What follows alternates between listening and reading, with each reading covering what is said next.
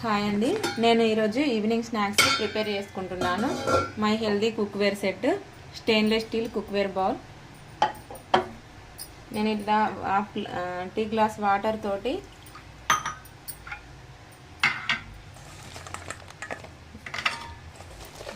కందికాయ ఉడకబెట్టుకుంటున్నాను. ఈ cookware special ఏంటిదంటే ఇందులోని ఈ ఫుడ్లోని న్యూట్రిషన్ మనకు వేస్ట్ కాకుండా మనమే తీసుకోవచ్చు.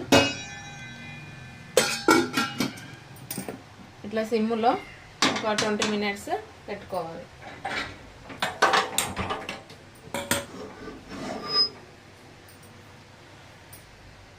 ట్వంటీ మినిట్స్ తర్వాత కందికాయ పర్ఫెక్ట్గా ఉడికింది.